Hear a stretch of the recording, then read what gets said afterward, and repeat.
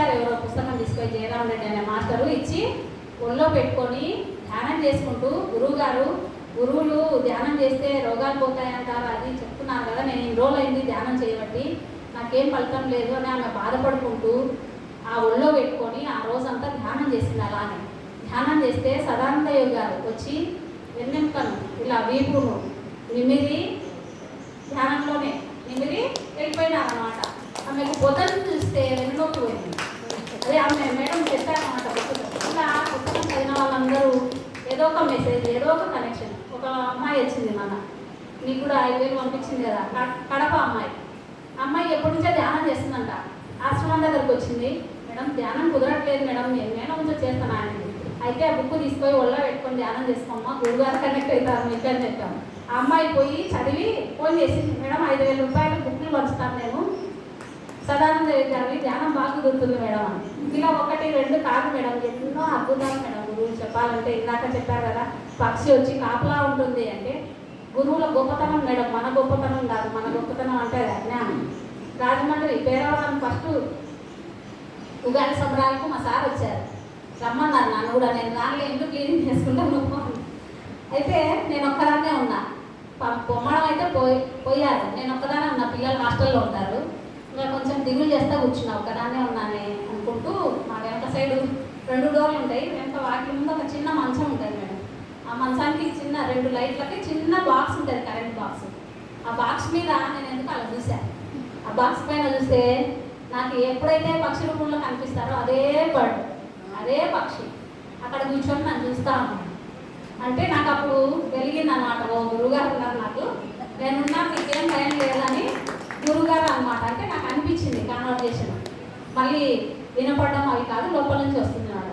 అలానే ఉన్నారు. ఎప్పటి వరకు మామూలుగా 9, 10 అప్పుడు అంత చిన్న బాక్స్ మీద ఏ పక్షులైనా ఉంటాయో మేడం, ఉండవు కదా. మరి గురువు గారు అలా అంటేనే నేను ఉన్నాను నీకు అంటే ఆయన ఏం పని పోయినాడు, లోక కళ్యాణం పని కదా. మరి లోక కళ్యాణం పని పోయినప్పుడు మనం భయపడినప్పుడు గురువులు పక్కన ఉంటారనడానికి సాక్ష్యం కదా మేడం, అంతకన్నా సాక్ష్యం ఉంటారు గొప్పది. మరలా మరుసటి రోజు ఎప్పుడు తను ఎప్పుడైతే డోర్ తీసుకొని ఇంట్లోకి వచ్చాడో అప్పుడు శబ్దం చేసుకుంటూ అరుచుకుంటూ నా ముందు నేను చెప్పుకుంటున్నా, శబ్దం చేసుకుంటూ అరుచుకుంటూ నేను వెళ్తున్నాను, మీ ఆయన వచ్చాడు కదా అన్నట్టు. అలా మేడం ఎన్నో అనుభవాలు. ఒకసారి అయితే ఇలా వెళ్తున్నాము, చుట్టవాసన వస్తుంది సదానంద స్వామి దగ్గర. అసలు బండలు తుడుచుకుంటుంటాను, కాలు అవతల పెడితే వాసన రాదు, యువతలు పెడితే వాసన వస్తుంది. అసలు ఎంత నేను 2-3 సార్లు పరీక్ష చేస్తా, గడప అవతల చుట్టవాసన వస్తుంది, యువతల ఇంట్లో వాసన. అంటే గురువుగారు ఇక్కడ ఉన్నారు, నేనున్నాను మీ పక్కన. అంటే నాకు కనపడకపోయినా, అంటే విజన్స్ ఉండవు కొంతమందికి, నాకు కూడా విజన్స్ చాలా తక్కువ మేడం. విజన్స్ లేనంత మాత్రమే అనుభవం కాదు, ఆత్మ అనుభవాలు ఏ రూపంలో అయినా వస్తాయి. మరి గురువుగారు పక్కన ఉన్నట్టే కదా మేడం, ఎప్పుడు చాలాసార్లు. అయితే ఈ మధ్య మొన్న పోయిన ఆదివారము ఏం గురువుగారు ఈ మధ్య అసలు కనిపించట్లేదు, చుట్టవాసన రావట్లేదు, పక్షి రూపంలో కనిపించట్లేదు, నేనేమన్నా సేవ తక్కువైందా అని అర్ధగంట ధ్యానం చేసిన మేడం. జనరల్గా అయితే ఆదివారం సమాధి దగ్గరనే ధ్యానం చేసుకుంటా, క్లాస్కి వెళ్ళాను, సార్ క్లాస్ నడుపుకుంటాడు, మధ్యాహ్నం అలా వెళ్తా. అయితే ఈరోజు ఒక అరగంట ధ్యానం చేసి బయట చెత్త ఊడ్చి అనుకొని వెళ్ళి అటు పక్కనే కూర్చున్నా. బాగా మంచి ఎనర్జీస్ ఉన్నాయి, సారు టీచర్ వచ్చారు క్లాస్ చెప్పడం రాజేష్ అని వినుకుంటూ ఉన్నా. మధ్యాహ్నం ఒక ఆయన సేమ్ లాగానే ఉంటాడు, ఎంగులో ఎలా ఉంటారో అలా ఉన్నాడు, పిచ్చాన్ లాగా వచ్చాడు, ఇది బెడ్షీట్ కట్టుకున్నాడు. అయితే ఆయన దగ్గర స్మెల్ కానీ ఏం కానీ లేదు. నన్ను చూస్తున్నాను, నేను వడ్డిస్తుంటే నవ్వుతూ ఉన్నాడు, అమ్మ అమ్మ అంటే నవ్వుతున్నాడు. ఇంకా నాకు అప్పుడు మీకు ఇచ్చానని లోపల ఆలోచన రాలే, చూస్తూ ఉన్నా నవ్వుతున్నా.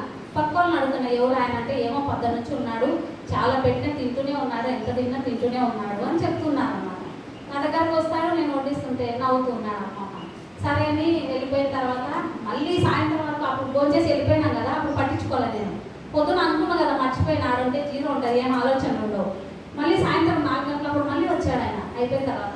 అయిపోయిన తర్వాత వచ్చి అందరు వెళ్ళిపోయినారు. రాజు సార్ ట్రస్ట్ మెంబర్ ఉంటాడు, మళ్ళీ వచ్చినాడు అమ్మ అని దగ్గరకు వచ్చినాడు. నా దగ్గరకు వచ్చినాడు బుగ్గగిళ్ళకి వస్తున్నాడు అనమాట.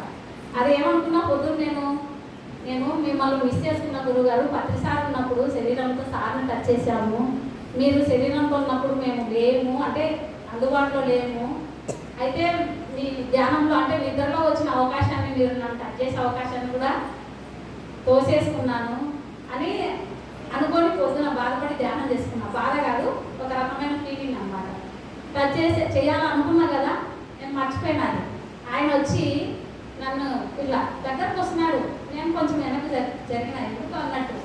అయితే ఆయన నన్ను టచ్ చేసిన వరకు పోలే. లాస్ట్కి అమ్మ అని తర్వాత ఫోన్ ఉంది పక్కన, ఫోన్ అంటున్నాడు. ఏది ఫోన్ ఈయనకి ఎందుకు ఫోన్ అని నేను అనుకుంటున్నాను. వెంటనే మా సార్ ఫోన్ చేసి పూర్ణ కనెక్ట్ చేసి చూపిస్తున్నారు. అంటే ఏం చెప్పినా తనకు కనెక్షన్ అనమాట. సదాంత ఎక్కడికి ఎప్పుడు పోయినా ఏదన్నా ఉంటే ఫోన్ చేసి వీడియో కాల్ చేసి చూపిస్తాం. మొన్న ఆదివారం కూడా వెళ్తున్నాను, ఫోన్ చేసి చూపించండి, మెసేజ్ వీడియో కాల్ చేసి చూపించండి. అంటే ఆ వీడియో కాల్లో కూడా మీరు దర్శించుకుంటే చాలా ఎనర్జీస్ ఉంటాయి మేడం. మరి మీరు అనుభవం పొందండి. అది మేము పొంది చెప్తున్నాం. నిర్మలా మేడం కూడా ఉన్నారు అందులో, శైలజ మేడం కూడా ఉన్నారు. మరి మీరందరూ వచ్చారు కదా మేడం, పత్రిక మహిళా చైతన్యం టీం వచ్చారు. వాళ్ళకి అద్భుతంగా ఉంటుంది గురుగారి గురించి. ఇలా ఎన్నోసార్లు నన్ను ఒకసారి ఆమె మొత్తం క్లీనింగ్ చేశారు. ఇలా ఫస్ట్ ధ్యానానికి ఒక 20 మంది వచ్చారు గుంపుగా.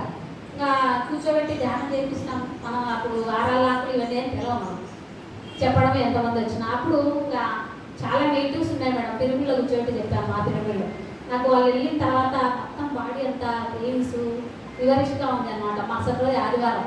ఇంకా నాకు తెలియదు, మీరే ఏమన్నా చేయాల్సిందే, మీ పనే కదా నేను చేసింది, నేనైతే ట్యాబ్లెట్ వేసుకోమని. ధ్యానంలోకి వచ్చిన తర్వాత ట్యాబ్లెట్లే లేవు మేడం, మందులే లేవు, ట్యాబ్లెట్ లేవు. అక్కడ ఆశ్రమం దగ్గర కూర్చున్నా, గంట సేపు కూర్చున్నా. నాకు 2 నిమిషాలు అయిపోయినట్టు అయిపోయింది.